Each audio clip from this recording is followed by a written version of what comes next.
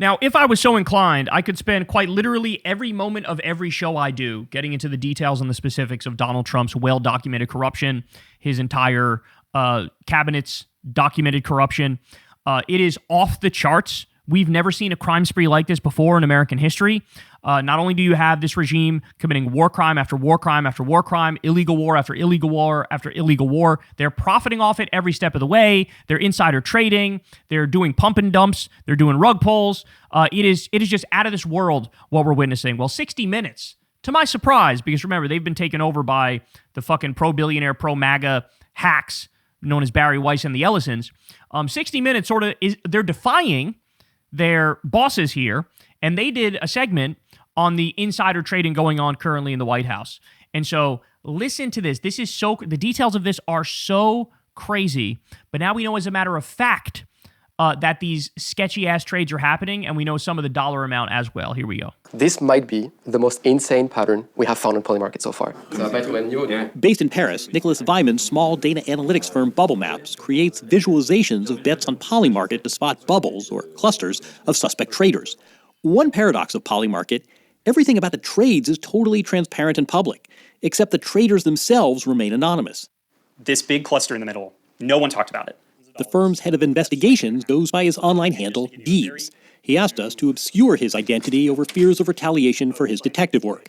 They shared for the first time what they believe is a more egregious insider trading case than Gannon Ken Van Dyke's. We spotted 9 Polymarket accounts, all connected, who made collectively $2.4 million, betting almost exclusively on U.S. military operations. Van Dyke made $400,000.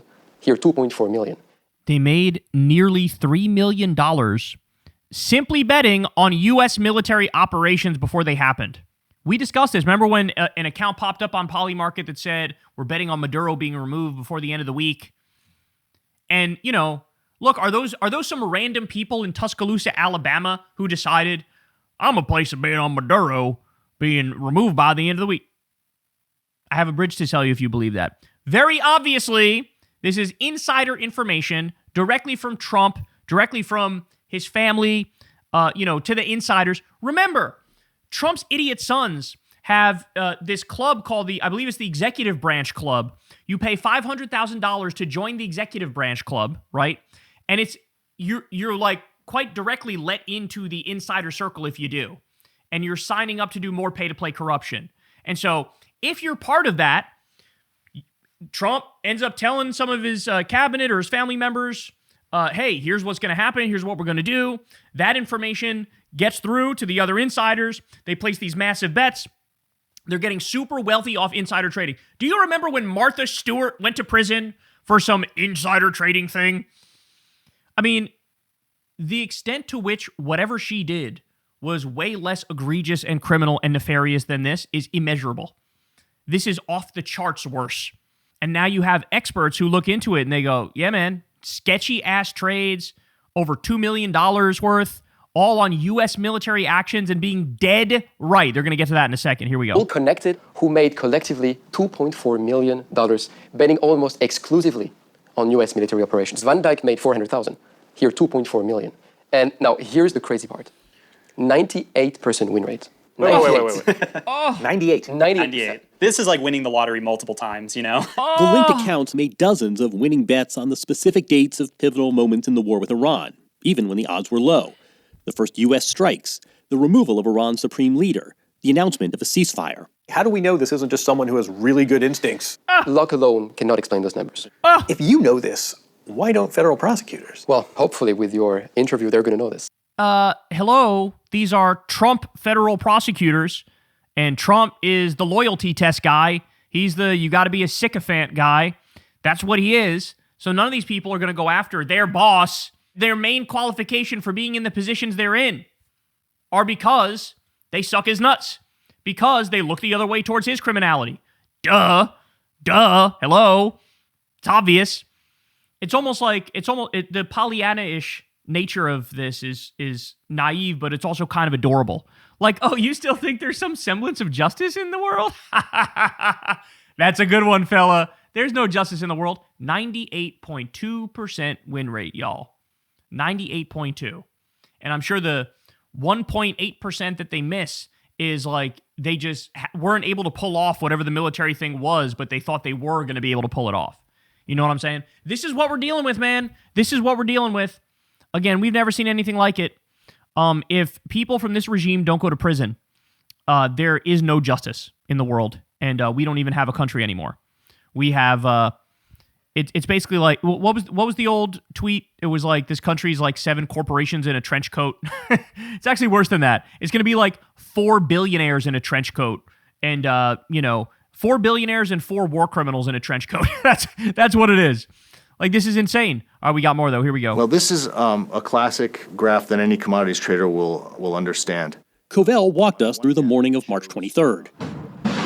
Fighting had been raging for 3+ weeks, and it was a slow trading day in oil futures. If you see the chart, you'll see that no one is trading during that time period. Why would you trade at that time? That doesn't make a lot of sense unless you have a real reason.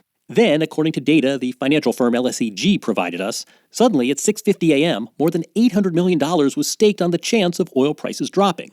15 minutes later, President Trump posted on Truth Social that the White House and Iran had, quote, very good and productive conversations about ending hostilities. Come on, man.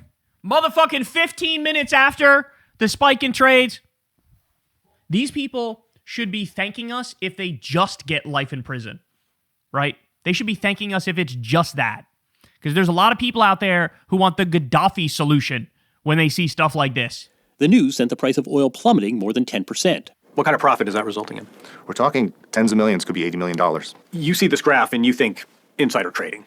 That's a natural conclusion to draw. I can't know it without knowing what happened, but it's a natural conclusion to draw.